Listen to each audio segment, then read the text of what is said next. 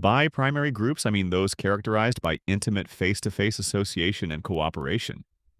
They are primary in several senses, but chiefly in that they are fundamental in forming the social nature and ideals of the individual.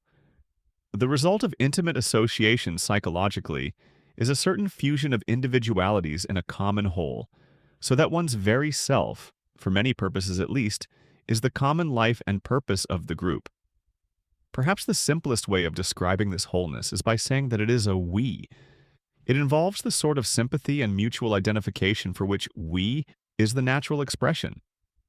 One lives in the feeling of the whole and finds the chief aims of his will in that feeling. It is not to be supposed that the unity of the primary group is one of mere harmony and love. It is always a differentiated and usually a competitive unity, admitting of self-assertion and various appropriative passions. But these passions are socialized by sympathy and come, or tend to come, under the discipline of a common spirit. The individual will be ambitious, but the chief object of his ambition will be some desired place in the thought of the others, and he will feel allegiance to common standards of service and fair play. So the boy will dispute with his fellows a place on the team, but above such disputes will place the common glory of his class and school. The most important spheres of this intimate association and cooperation, though by no means the only ones, are the family, the play group of children, and the neighborhood or community group of elders. These are practically universal, belonging to all times and all stages of development, and are accordingly a chief basis of what is universal in human nature and human ideals. The best comparative studies of the family, such as those of Westermarck or Howard, show it to us as not only a universal institution, but as more alike the world over than the exaggeration of exceptional customs by an earlier school had led us to suppose. Nor can anyone doubt the general prevalence of playgroups among children or of informal assemblies of various kinds among their elders.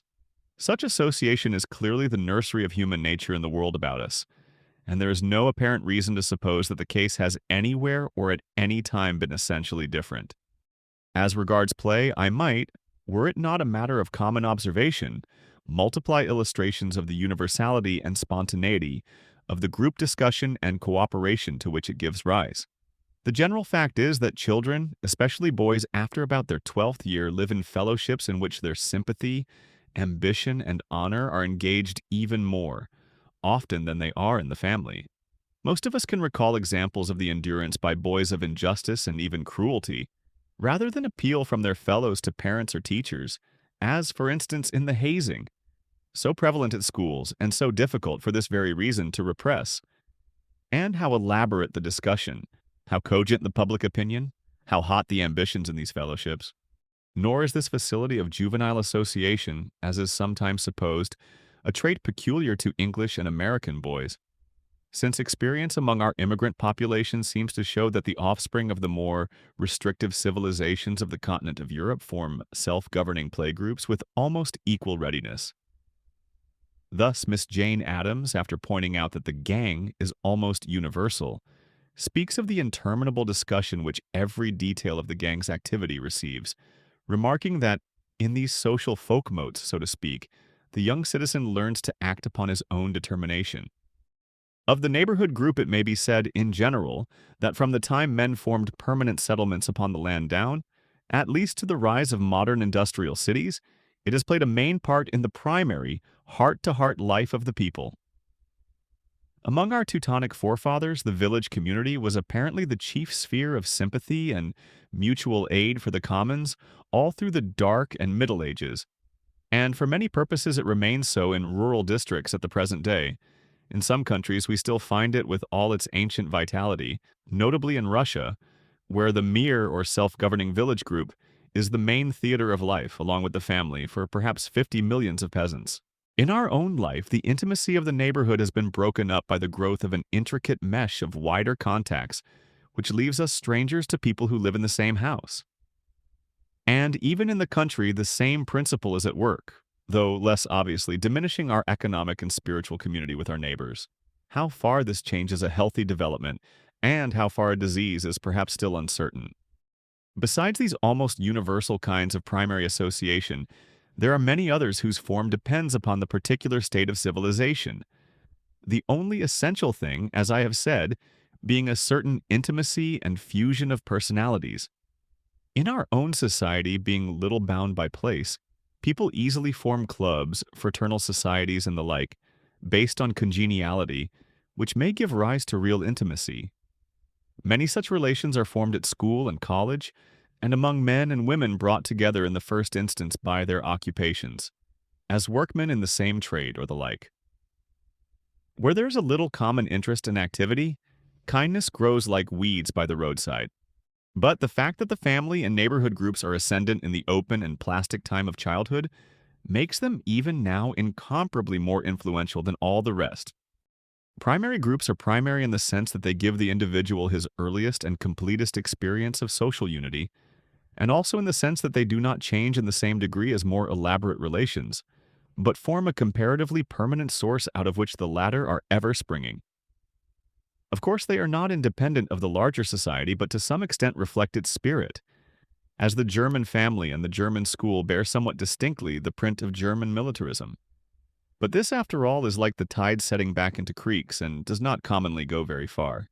Among the German, and still more among the Russian, peasantry are found habits of free cooperation and discussion almost uninfluenced by the character of the state. And it is a familiar and well-supported view that the village commune, self-governing as regards local affairs and habituated to discussion, is a very widespread institution in settled communities, and the continuator of a similar autonomy previously existing in the clan. It is man who makes monarchies and establishes republics, but the commune seems to come directly from the hand of God. In our own cities, the crowded tenements and the general economic and social confusion have sorely wounded the family and the neighborhood, but it is remarkable in view of these conditions what vitality they show, and there is nothing upon which the conscience of the time is more determined than upon restoring them to health.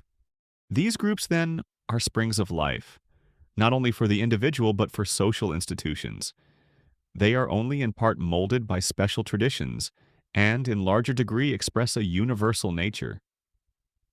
The religion or government of other civilizations may seem alien to us, but the children or the family group wear the common life, and with them we can always make ourselves at home. By human nature, I suppose, we may understand those sentiments and impulses that are human in being superior to those of lower animals, and also in the sense that they belong to mankind at large, and not to any particular race or time. It means particularly sympathy and the innumerable sentiments into which sympathy enters, such as love, resentment, ambition, vanity, hero worship, and the feeling of social right and wrong. Human nature in this sense is justly regarded as a comparatively permanent element in society. Always and everywhere men seek honor and dread ridicule, defer to public opinion, cherish their goods and their children, and admire courage, generosity, and success. It is always safe to assume that people are and have been human. It is true, no doubt, that there are differences of race capacity, so great that a large part of mankind are possibly incapable of any high kind of social organization. But these differences, like those among individuals of the same race, are subtle, depending upon some obscure intellectual deficiency, some want of vigor or slackness of moral fiber, and do not involve unlikeness in the generic impulses of human nature. In these, all races are very much alike.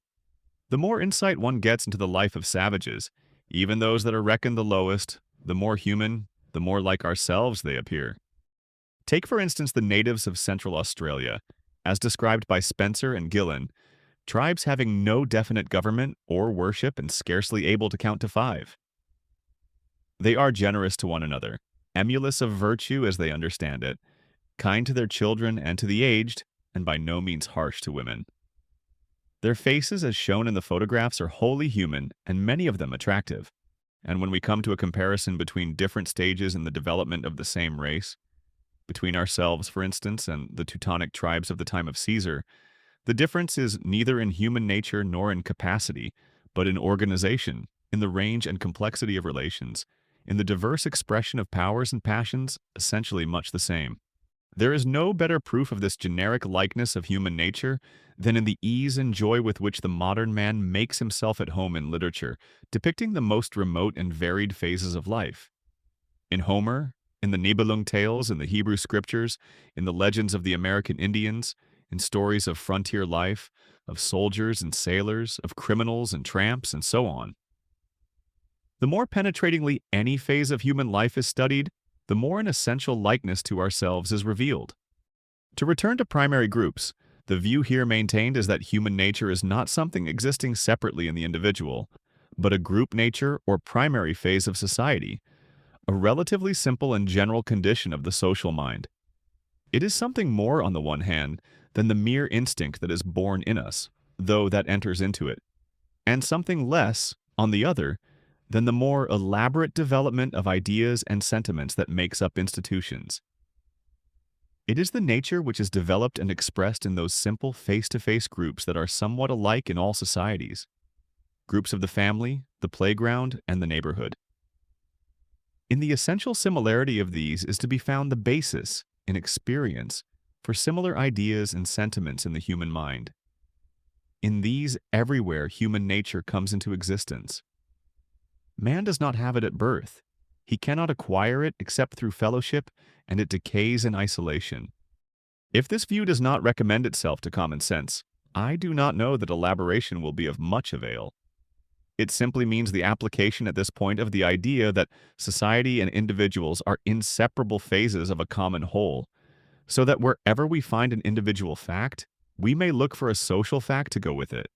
If there is a universal nature in persons, there must be something universal in association to correspond to it. What else can human nature be than a trait of primary groups?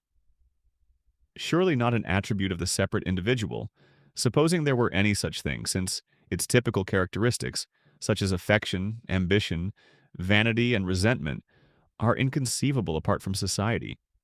If it belongs, then, to man in association, what kind or degree of association is required to develop it? Evidently nothing elaborate, because elaborate phases of society are transient and diverse, while human nature is comparatively stable and universal. In short, the family and neighborhood life is essential to its genesis, and nothing more is. Here, as everywhere in the study of society, we must learn to see mankind in psychical wholes, rather than in artificial separation. We must see and feel the communal life of family and local groups as immediate facts, not as combinations of something else. And perhaps we shall do this best by recalling our own experience and extending it through sympathetic observation. What in our life is the family and the fellowship? What do we know of the we feeling? Thought of this kind may help us to get a concrete perception of that primary group nature, of which everything social is the outgrowth. Life in the primary groups gives rise to social ideals which, as they spring from similar experiences, have much in common throughout the human race.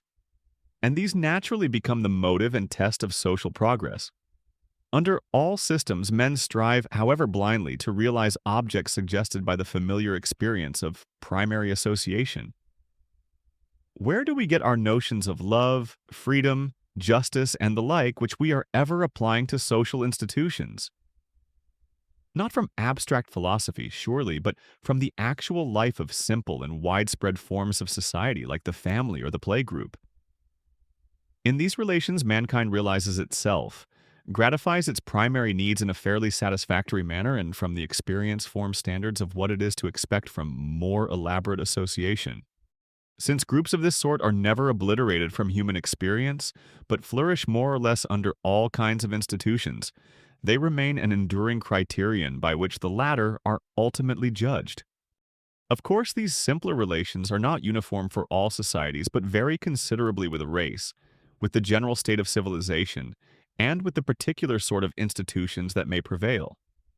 The primary groups themselves are subject to improvement and decay, and need to be watched and cherished with a very special care. Neither is it claimed that at the best they realize ideal conditions, only that they approach them more nearly than anything else in general experience, and so form the practical basis on which higher imaginations are built. They are not always pleasant or righteous, but they almost always contain elements from which ideals of pleasantness and righteousness may be formed. The ideal that grows up in familiar association may be said to be a part of human nature itself. In its most general form, it is that of a moral whole or community, wherein individual minds are merged and the higher capacities of the members find total and adequate expression. And it grows up because familiar association fills our minds with imaginations of the thought and feeling of other members of the group and of the group as a whole, so that, for many purposes, we really make them a part of ourselves and identify our self-feeling with them. Children and savages do not formulate any such ideal, but they have it nevertheless. They see it. They see themselves and their fellows as an indivisible, though various, we, and they desire this we to be harmonious, happy, and successful. How heartily one may merge himself in the family and in the fellowships of youth is perhaps within the experience of all of us. And we come to feel that the same spirit should extend to our country, our race, our world. All the abuses which are the objects of reform are unconsciously amended in the intercourse of friends. A congenial family life is the immemorial type of moral unity and source of many of the terms, such as brotherhood, kindness, and the like, which describe it. The members become merged by intimate association into a whole wherein each age and sex participates in its own way. Each lives in imaginative contact with the minds of the others, and finds in them the dwelling place of his social self, of his affections, ambitions, resentments, and standards of right and wrong. Without uniformity, there is yet unity, a free, pleasant, wholesome, fruitful, common life. As to the playground, Mr. Joseph Lee, in an excellent paper on play as a school of the citizen, gives the following account of the merging of the one in the whole that may be learned from sport. The boy, he says, is deeply participating in a common purpose. The team and the plays that it executes are present in a very vivid manner to his consciousness. His conscious individuality is more thoroughly lost in the sense of membership than perhaps it ever becomes in any other way, so that the sheer experience of citizenship in its simplest and essential form, of the sharing in a public consciousness, of having the social organization present as a controlling ideal in your heart, is very intense. Along with the sense of the team as a mechanical instrument and unseparated from it in the boy's mind, is the consciousness of it as the embodiment of a common purpose. There is in team play a very intimate experience of the ways in which such a purpose is built up and made effective. You feel, though without analysis, the subtle ways in which a single strong character breaks out the road ahead and gives confidence to the rest to follow. How the creative power of one ardent imagination, bravely sustained, makes possible the putting through of the play as he conceives it. You feel to the marrow of your bones how each loyal member contributes to the salvation of all the others by holding the conception of the whole play so firmly in his mind as to enable them to hold it, and to participate in his single-minded determination to see it carried out. You have intimate experience of the ways in which individual members contribute to the team, and of how the team, in turn, builds up their spiritual nature. And the team is not only an extension of the player's consciousness, it is a part of his personality. His participation has deepened from cooperation to membership. Not only is he now a part of the team, but the team is a part of him. Moral unity, as this illustration implies, admits and rewards strenuous ambition. But this ambition must either be for the success of the group, or at least not inconsistent with that. The fullest self-realization will belong to the one who embraces in a passionate self-feeling the aims of the fellowship and spends his life in fighting for their attainment. The ideal of moral unity I take to be the mother, as it were, of all social ideals. It is, then, not my aim to depreciate the self-assertive passions. I believe that they are fierce, inextinguishable, indispensable. Competition and the survival of the fittest are as righteous as kindness and cooperation, and not necessarily opposed to them. An adequate view will embrace and harmonize these diverse aspects. The point I wish particularly to bring out in this chapter is that the normal self is molded in primary groups to be a social self, whose ambitions are formed by the common thought of the group. In their crudest form, such passions as lust, greed, revenge, the pride of power, and the like are not distinctively human nature at all, but animal nature. And so far as we rise into the spirit of family or neighborhood association, we control and subordinate them.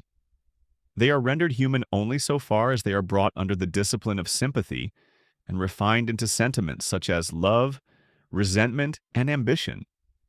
And insofar as they are thus humanized, they become capable of useful function. Take the greed of gain. For example, the ancient sin of avarice, the old wolf, as Dante says, that gets more prey than all the other beasts. The desire of possession is in itself a good thing, a phase of self-realization and a cause of social improvement. It is immoral or greedy only when it is without adequate control from sympathy, when the self-realized is a narrow self.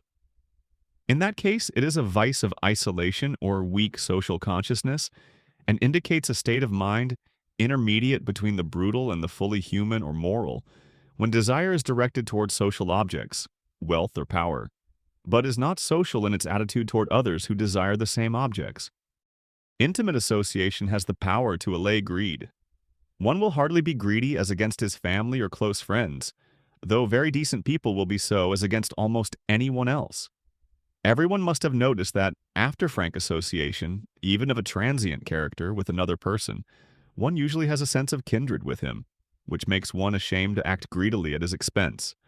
Those who dwell preponderantly upon the selfish aspect of human nature and flout as sentimentalism, the altruistic conception of it, make their chief error in failing to see that our self itself is altruistic, that the object of our higher greed is some desired place in the minds of other men, and that through this it is possible to enlist ordinary human nature in the service of ideal aims. The improvement of society does not call for any essential change in human nature, but chiefly for a larger and higher application of its familiar impulses. I know also that the most truculent behavior may be exalted into an ideal, like the ferocity of Samuel when he hewed Agag to pieces before the Lord, or of the Orthodox Christian of a former age in the destruction of heretics.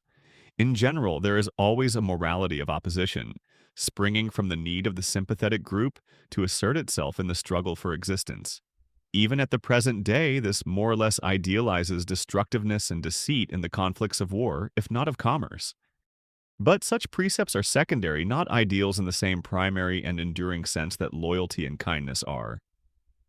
They shine by reflected light and get their force mainly from the belief that they express the requirements of the we group in combating its enemies. Flourishing at certain stages of development because they are requisite under the prevailing conditions of destructive conflict, they are slowly abandoned or transformed when these conditions change. Mankind at large has no love of them for their own sake, though individuals, classes, or even nations may acquire them as a habit. With the advance of civilization, conflict itself is brought more and more under the control of those principles that prevail in primary groups, and, so far as this is the case, conduct which violates such principles ceases to have any ideal value. To break up the ideal of a moral whole into particular ideals is an artificial process which every thinker would probably carry out in his own way. Perhaps, however, the most salient principles are loyalty, lawfulness, and freedom. Insofar as one identifies himself with a whole, loyalty to that whole is loyalty to himself. It is self-realization, something in which one cannot fail without losing self-respect. Moreover, this is a larger self, leading out into a wider and richer life, and appealing therefore to enthusiasm and the need of quickening ideals.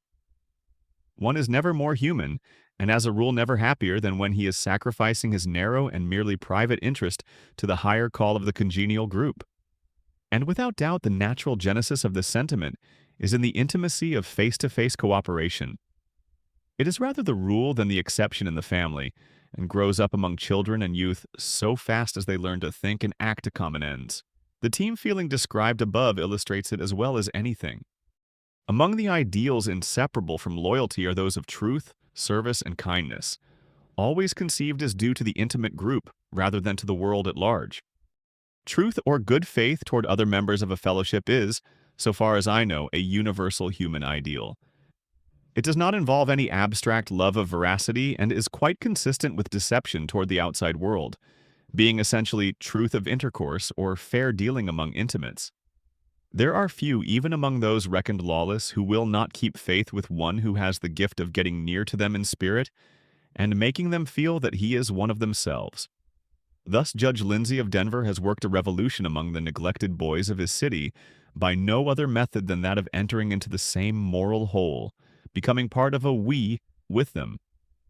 He awakens their sense of honor, trusts it, and is almost never disappointed. When he wishes to send a boy to the reform school, the latter promises to repair to the institution at a given time and invariably does so. Among tramps, a similar sentiment prevails.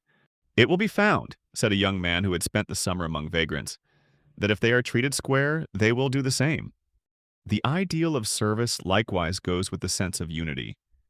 If there is a vital whole, the right aim of individual activity can be no other than to serve that whole. And this is not so much a theory as a feeling that will exist wherever the whole is felt.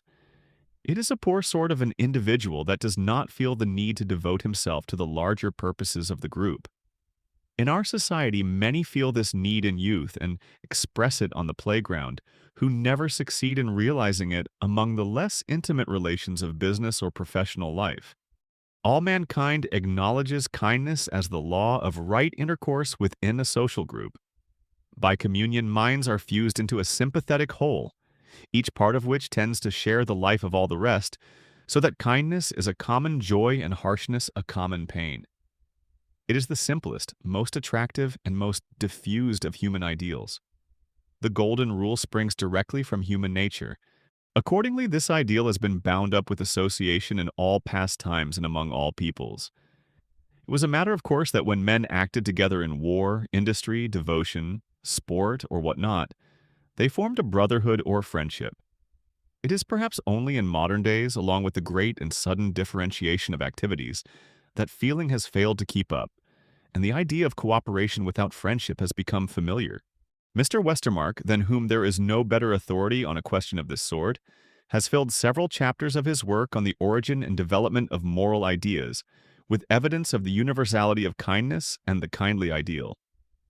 After showing at length that uncivilized people recognize the duty of kindness and support from mother to child, father to child, child to parent, and among brethren and kinsmen, he goes on to say, "But the duty of helping the needy and protecting those in danger goes beyond the limits of the family and the genes. Uncivilized peoples are, as a rule, described as kind toward members of their own community or tribe. Between themselves, charity is enjoined as a duty and generosity is praised as a virtue. Indeed, their customs regarding mutual aid are often much more stringent than our own, and this applies even to the lowest savages." Beginning with the Australians, he quotes the statement of Spencer and Gillen that their treatment of one another is marked on the whole by considerable kindness. That is, of course, in the case of members of friendly groups, with every now and then the perpetration of acts of cruelty. Concerning the North American Indians, he cites many writers. Catlin says, "To their friends there are no people on earth that are more kind." Adair that "they are very kind and liberal to every one of their own tribe, even to the last morsel of food they enjoy." Also that Nature School teaches them the plain, easy rule, "Do to others as you would be done by." Morgan reports that among the Iroquois, kindness to the orphan, hospitality to all, and a common brotherhood were among the doctrines held up for acceptance by their religious instructors. An Iroquois would surrender his dinner to feed the hungry, vacate his bed to refresh the weary, and give up his apparel to clothe the naked. And so Westermarck goes on, in the exhaustive way familiar to readers of his works, to show that like sentiments prevail the world over. Kropotkin has collected similar evidence in his Mutual Aid, a factor in civilization. The popular notion of savages as lacking in the gentler feelings is an error springing from the external, usually hostile nature of our contact with them. Indeed, a state of things, such as is found in our own cities, where want and plenty exist side by side without the latter feeling any compulsion to relieve the former, is shocking and incomprehensible to many savages. Ordinarily, the ideal of kindness, in savage and civilized societies alike, applies only to those within the sympathetic group. The main difference between civilization and savagery in this regard being that under the former, the group tends to enlarge. One reason for the restriction is that kindness is aroused by sympathy and can have little life except as our imaginations are open to the lives of others and they are made part of ourselves. Even the Christian church, as history shows, has for the most part inculcated kindness only to those within its own pale or within a particular sect. And the modern ideal of a kindness embracing all humanity, modern at least so far as Western nations are concerned, is connected with a growing understanding of the unity of the race. Every intimate group, like every individual, experiences conflicting impulses within itself.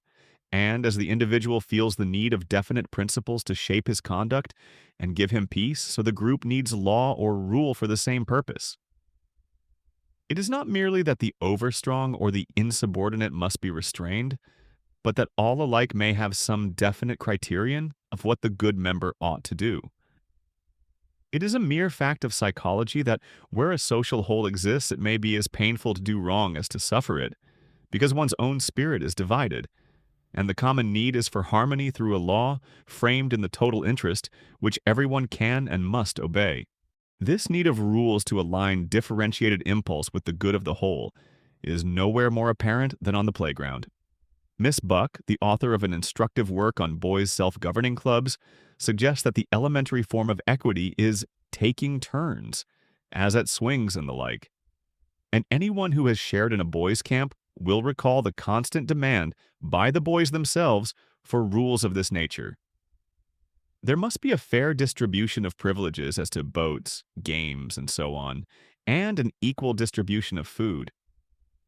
And we learn from Robert Woods that gangs of boys on the streets of cities generally have a judge to whom all disputes are referred if no agreement is otherwise reached.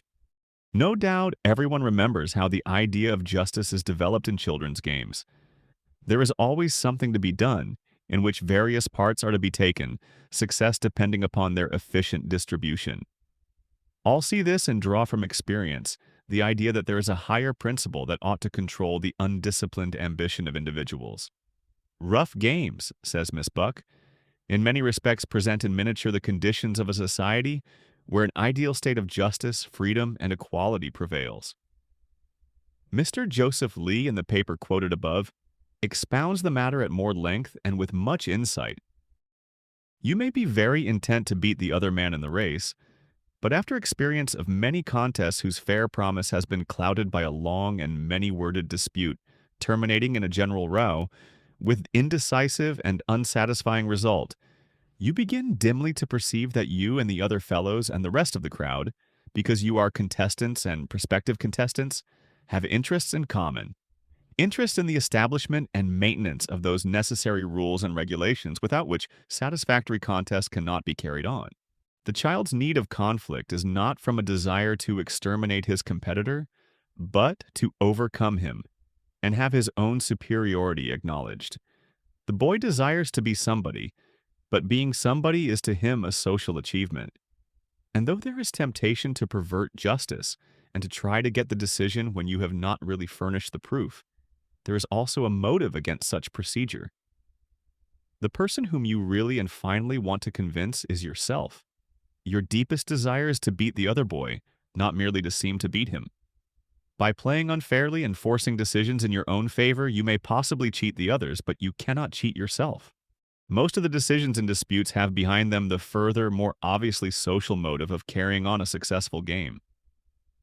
The sense of common interest has been stretched so as to take the competitive impulse itself into camp, domesticate it, and make it a part of the social system. The acutely realized fact that a society of chronic kickers can never play a game or anything else comes to be seen against the background of a possible orderly arrangement of which one has had occasional experience and with which one has come at last to sympathize. There comes to be, to some extent, an identification of one's own interests and purposes with those of the whole.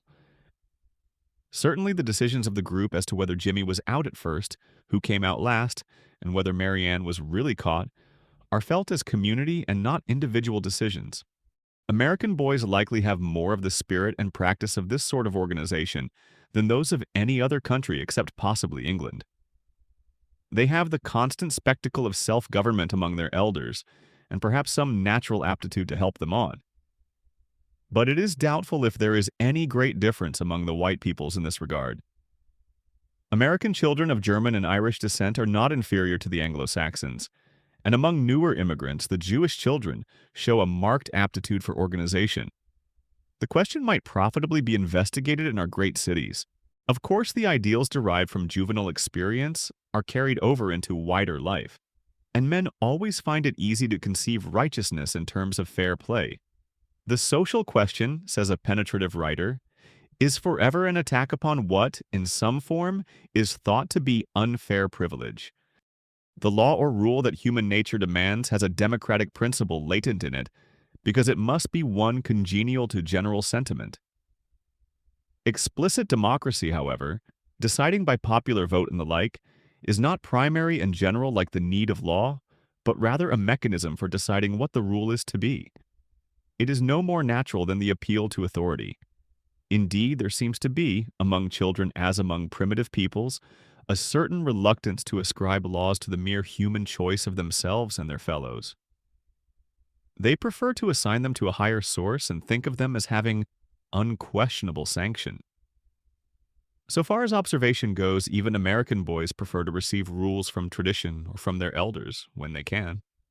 Nothing is easier than for a parent or mentor to be a lawgiver to children if he has their confidence and if the laws themselves prove workable. But the test of law is social and popular. It must suit the general mind. For example, if a man takes a group of boys camping and has their confidence, they will gladly receive rules from him, expecting them to be good rules. But if they prove unreasonable and troublesome, they will soon cease to work. Freedom is that phase of the social ideal which emphasizes individuality. The whole to which we belong is made up of diverse energies that enkindle one another by friction, and its vigor requires that these have play. Thus, the fierce impulses of ambition and pride may be as organic as anything else, provided they are sufficiently humanized as to their objects, and are to be interfered with only when they become destructive or oppressive. Moreover, we must not be required to prove to others the beneficence of our peculiarity, but should be allowed, if we wish, to write whim on the lintels of the doorpost. Our desires and purposes, though social in their ultimate nature, are apt to be unacceptable on first appearance, and the more so in proportion to their value. Thus we feel a need to be let alone, and sympathize with that need in others. This principle, especially among English and Americans, is so familiar that it hardly needs discussion. It comes most vividly to consciousness when formal and antiquated systems of control need to be broken up, as in the 18th century, when it represented the appeal to human nature against outworn mechanism. Our whole social and political philosophy still echoes that conflict. This view of human nature may be clarified by considering its relation to the doctrine of natural right, now somewhat discredited. According to this doctrine, society is made up primarily of free individuals who create government by a sort of implied contract, yielding part of their natural right to enjoy the benefits of organization. If the organization fails to confer these benefits, it is wrong and void, and individuals may properly reclaim their natural freedom. In form, this doctrine conflicts with evolutionary thought, according to which society is an organic growth. There is no individual apart from society, no freedom apart from organization, no social contract of the sort taught by these philosophers. Yet the practical teaching of natural right is not as obsolete as sometimes imagined. If human nature is developed in primary groups that are everywhere much the same, and if a common idealism springs from these that institutions strive to express, we have ground for similar conclusions to those of the natural rights approach. Natural freedom corresponds roughly to the ideals generated in primary association. The social contract corresponds to the limitations these ideals encounter in seeking larger expression. Indeed, the natural rights of this philosophy, the right to personal freedom, to labor, to property, to open competition, are ideals that in reality sprang then, as now, largely from what philosophers observed of men's activities in small, face-to-face groups. The reluctance to give up the ideals of the Declaration of Independence without something equally simple and human to take their place is healthy, and needs little theoretical justification. The idea of the germinal character of primary association is making its way in education and philanthropy. As we learn that man is altogether social and never seen truly except in connection with his fellows, we fix attention more on group conditions as the source of personal character, and feel we must work on the individual through the web of relations in which he lives. The school must form a whole with the rest of life, using the ideas generated by life as the starting point of its training. The public opinion and traditions of scholars must be respected and made an ally of discipline. Children's associations should be fostered and good objects suggested for their activity. In philanthropy, it is essential that the unity of the family be regarded and its natural bonds not weakened for the sake of transient benefit to the individual. Children must especially be protected from destructive kindness that inculcates irresponsibility in the parent. In general, the heart of reform is in controlling the conditions that act upon the family and neighborhood. When housing makes healthy home life impossible, boys and girls are driven to the streets, men into saloons, and society is diseased at its source. Without healthy play, especially group play, human nature cannot rightly develop. To preserve this in the midst of crowding and aggressive commercialism is now seen as a special need of the time. Democracy must recognize as one of its essential functions the provision of ample spaces and apparatus for play, with enough supervision to ensure the ascendancy of good play traditions, alongside suppressing child labor and other inhumane conditions. Fruitful attention is being given to boys' fellowships or gangs. Nearly all juvenile populations belong to such groups and put ardent though often misdirected idealism into them. In crowded neighborhoods where there are no playgrounds and street sports are unlawful, these groups take a semi-criminal direction. But with better opportunities and guidance, they turn quite as naturally to wholesome sport and social service. Accordingly, social settlements and similar agencies are converting gangs into clubs, with the best results. And there is also coming to be a regular organization of voluntary clubs in affiliation with the public schools. It is much the same in the country. In every village and township in the land, there are groups of predatory boys and hoydenish girls whose mischief is only the result of ill-directed energy. If each of these could receive a little sympathetic attention from kindred but wiser spirits, at least half of the crime and vice of the next generation would almost certainly be done away with. That's it for today. If you enjoyed this video, I suggest you to subscribe to the channel so that you will be notified when new videos are out. Also, you might want to check our link in the description, where you'll find many other fundamental advertising and psychology books in different languages. Thanks for watching, and I hope to see you again in the next video.